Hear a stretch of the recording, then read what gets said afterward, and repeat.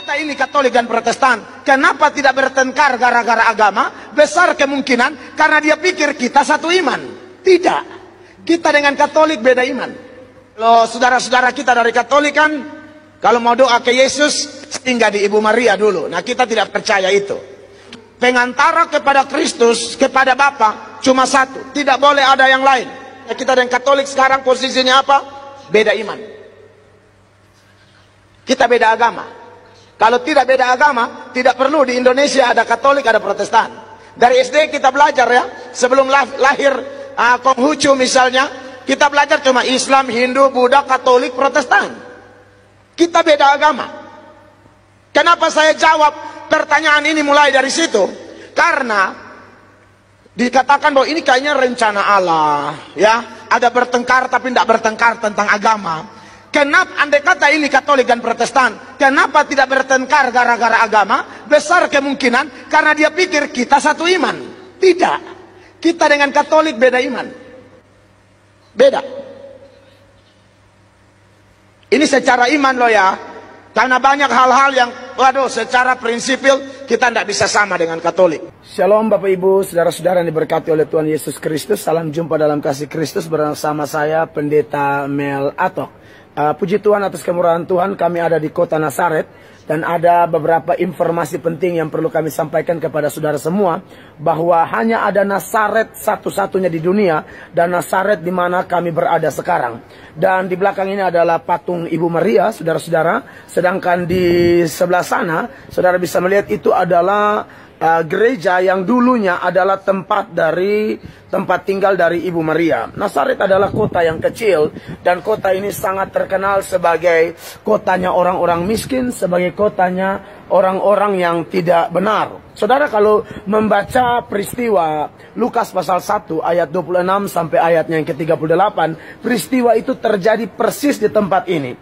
Para arkeolog memastikan bahwa hanya Nazaret.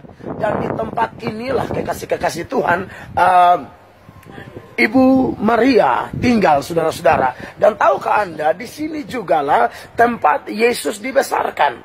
Kalau saudara membaca bagian firman Allah di dalam Injil Yohanes, ya, dalam Injil Yohanes pasalnya yang Injil Yohanes pasal 1 ayat 45, 46, 47, 48 ada peristiwa di sana menarik bahwa Filipus ternyata bertemu dengan Yesus, saudara-saudara. Dan Filipus kemudian memberitahukan itu kepada Nathanael. Filipus berkata bahwa aku sudah bertemu dengan Yesus orang Nazaret atau Yesus anak Yusuf dari Nazaret, saudara-saudara. Dan luar biasanya ialah karena Nazaret terkenal sebagai kotanya orang miskin, kota yang tidak baik. Bahkan mungkin sekali zaman dulu di sini juga adalah pusat kejahatan yang luar biasa. Seringkali kemiskinan membuat kita jahat, kemiskinan membuat kita hancur. Saya ingat benar dulu masa lalu saya, saking miskinnya saya mencuri, saya pukul orang, saya tikam orang, dan akhirnya Tuhan baik, Tuhan mengasihi saya, Tuhan tangkap saya. Dan menarik saudara-saudara, apa reaksi dari Nathanael? Nathanael bilang, mungkinkah ada sesuatu yang baik dari Nazaret?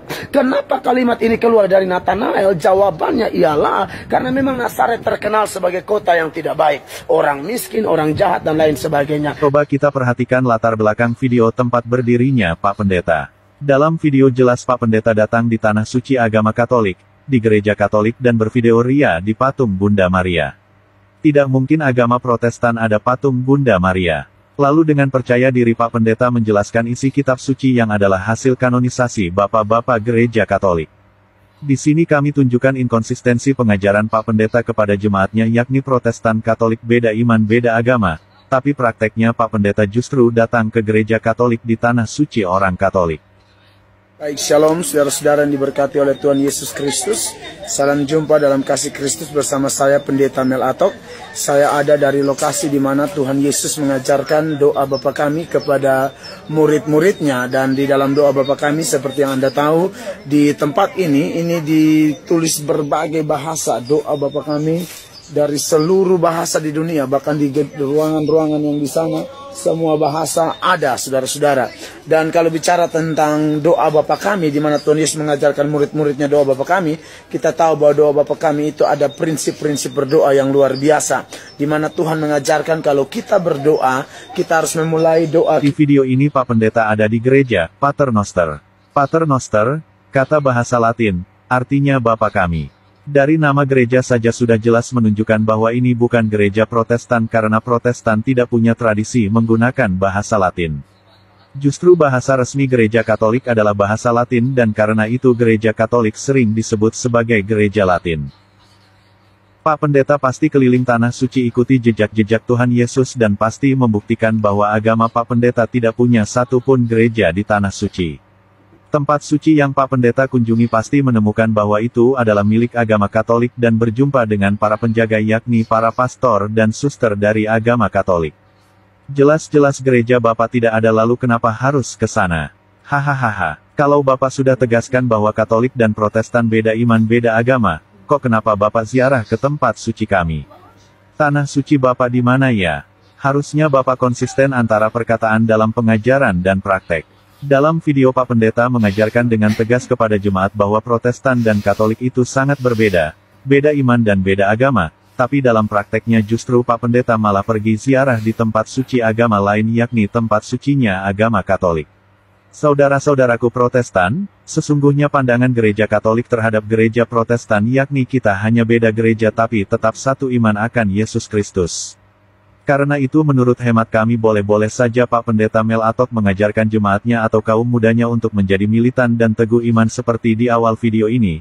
Asalkan itu harus tertutup, tidak boleh dipublikasikan di medsos karena beberapa pernyataan Pak Pendeta sendiri yang sangat salah dan menyinggung agama Katolik. Misalnya kalau Katolik berdoa kepada Yesus harus singgah dulu di Ibu Maria. Bagi kami Katolik, ini sebuah penegasan yang salah dan membingungkan apalagi dipublikasikan di medsos, sehingga perlu kami tanggapi agar umat Katolik tidak tersesatkan.